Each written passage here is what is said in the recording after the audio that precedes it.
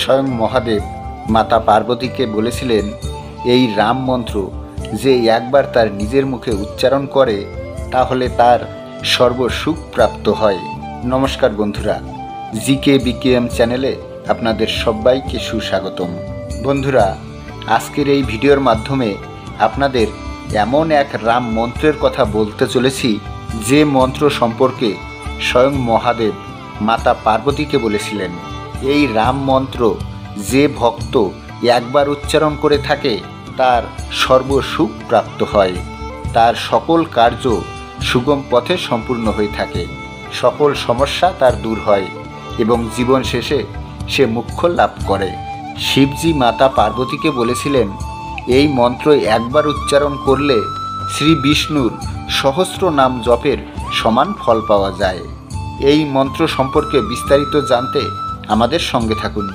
বন্ধুরা, আজকে যে মন্ত্রটি আপনাদের বলতে চলেছি, এই মন্ত্রটি যদি আপনি 108 বার প্রতিদিন জপ করেন তাহলে আপনারা আপনাদের জীবনে সকল প্রকার সুখ আপনারা অর্জন করতে পারবেন। আপনারা যে কাজেই হাত দেবেন সেই কাজই আপনাদের সফল হবে। আপনাদের সকল প্রকার মনস্কামনা পূর্ণ করবে স্বয়ং শ্রী রামচন্দ্র। আপনারা স্নান করার পর রামচন্দ্রের ছবি বা বিগ্রহের সামনে ধূপ ও ঘিয়ের প্রদীপ প্রজ্বলিত করে এই মন্ত্র জপ করবেন। এই মন্ত্র জপ আপনারা যে কোনো দিন বা যে কোনো সময় থেকে শুরু করতে পারেন।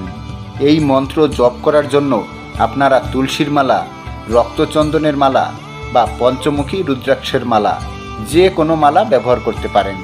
যদি এগুলি না থাকে আপনাদের, তাহলে আপনারা হাতের আঙুলের কর গুনে গুনেও এই মন্ত্রটি জপ করতে পারেন। বন্ধুরা, এই মন্ত্রটিকে রাম তারক মন্ত্র আমাদের শাস্ত্রে বলা হয়েছে। এই মন্ত্রে মোট 13টি অক্ষর রয়েছে, তাই মন্ত্রটির আরেক নাম রাম ত্রয়োদশাক্ষরী মন্ত্র। এই রাম তারক মন্ত্রটি আর 5টি মন্ত্রের মতো সাধারণ কোনো মন্ত্র নয়।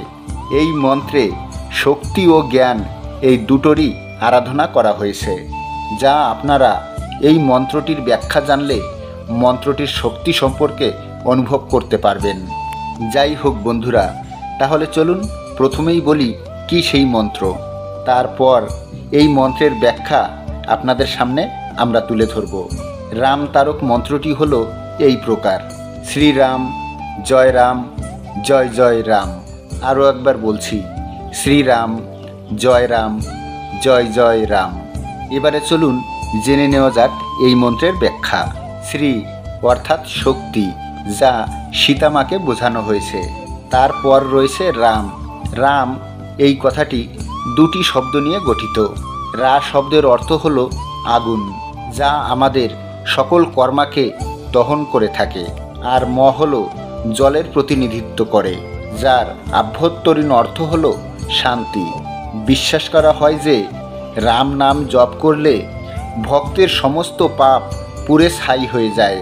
ভক্ত সকল পাপ নির্মূল করতে পারে শুধুমাত্র এই রাম নাম জপ করলে, এবং ভক্ত জীবনে পরম শান্তি লাভ করে। সবশেষে রয়েছে জয়। জয়ের অর্থ হলো বিজয়ী হওয়া বা জয় করা। কিসের উপর জয়, কিসের উপর বিজয়? সেই জয় বা বিজয় হলো দেহ, মন এবং অন্তরাত্মার উপর বিজয়ী হওয়া। তাহলে বন্ধুরা, রাম তারক মন্ত্রটি কী এবং তার অন্তর্নিহিত অর্থ আপনারা এই ভিডিওর মাধ্যমে জানতে পারলেন। তাই ভিডিওটা যদি আপনাদের ভালো লেগে থাকে তাহলে অবশ্যই একটা লাইক করবেন এবং শেয়ার করে দেবেন আপনার আত্মীয় পরিজনের কাছে, যাতে তারাও এই মন্ত্রটির মাহাত্ম্য জানতে পারে। আজ এই পর্যন্তই।